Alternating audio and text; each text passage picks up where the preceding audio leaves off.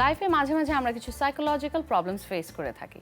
এমন প্রবলেমসের সলিউশন নিয়ে এবারে আপনাদের জন্য থাকছে আমাদের কাউন্সেলিং এক্সপার্ট টিপস।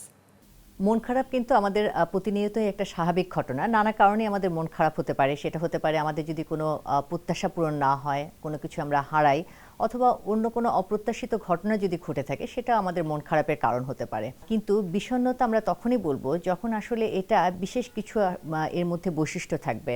প্রথমত, বিষণ্ণতা রোগে যেটা হয়, অন্তত টানা ২ সপ্তাহ বা ২ সপ্তাহের বেশি হলো মানুষের মন অসম্ভব রকমের খারাপ লাগবে এবং এই খারাপ লাগা থেকে এক ধরনের কোনো কিছু করতে না চাওয়া এবং আগে যে প্রাত্যহিক জীবনের যে কাজগুলা আনন্দ পেত, সে কাজগুলা তেমন কোনো আনন্দ পাবে না। যেমন কারোর সাথে কথা বলতে ভালো লাগবে না, টিভি দেখতে ভালো লাগবে না, বই পড়তে ভালো লাগবে না।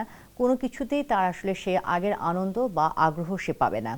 এর সাথে যেটা হয়, একটা ভেতরে হলো একটা সেন্স অফ আনহ্যাপিনেস অথবা একটা অসুখী বোধ তার মধ্যে কাজ করে।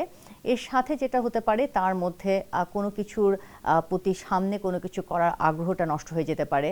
তার যে স্বাভাবিক যে তার খাওয়া এবং ঘুম, তারও পরিবর্তন হয়। এর সাথে হলো যে ব্যক্তির যে সামনের দিনগুলো যাওয়ার জন্য যে এক ধরনের আশা কাজ করে, সে আশাটা থাকে না। মনে হয় সব কিছুতে হতাশা, সব কিছুতে অন্ধকার, কোনো কিছুই আসলে তেমন একটা ভালো লাগে না। এবং এই বিষণ্ণতার সাথে যেটা খুব মারাত্মক অনেক ক্ষেত্রে হতে পারে, যে অনেকের মধ্যে আত্মহত্যার চিন্তা আসতে পারে।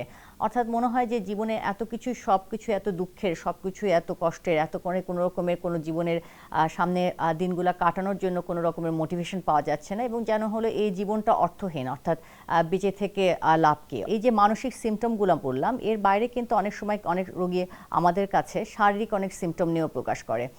যেহেতু এই যে বিষণ্ণতা বা মন খারাপটা আমাদের যে কালচারে অতটা অ্যাকসেপ্টেড না, বা মনে করে যে না, মন তো আবার খারাপ হবে, এটা আবার রোগ কি।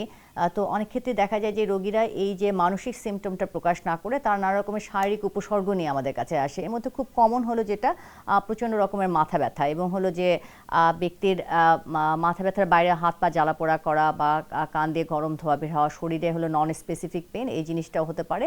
তো আপনাদের যদি এ ধরনের কোনো রকমের আসলে শারীরিক উপসর্গ থাকে, তাহলে অবশ্যই হলো কোনো মানসিক রোগ বিশেষজ্ঞের পরামর্শ নেবেন। এবং এক্ষেত্রে আমাদের যেটা একটু পরামর্শ, যে আমরা অনেক ক্ষেত্রে ওষুধের মাধ্যমে অথবা আমরা সাইকোথেরাপি বা কাউন্সিলিংয়ের মাধ্যমে চেষ্টা করে থাকি। তবে খুব কমন যে আমাদের অ্যাডভাইস সেক্ষেত্রে হলো যে মন খারাপ করলে যেহেতু একদম কোনো কিছু মেলামেশা করতে ইচ্ছা করে না, কারোর সাথে কথা বলতে ইচ্ছা করে না, কাজেই মানসিক রোগ বা বিষণ্ণতার আপনারা চিকিৎসা সেবা নিন এবং ভালো থাকুন।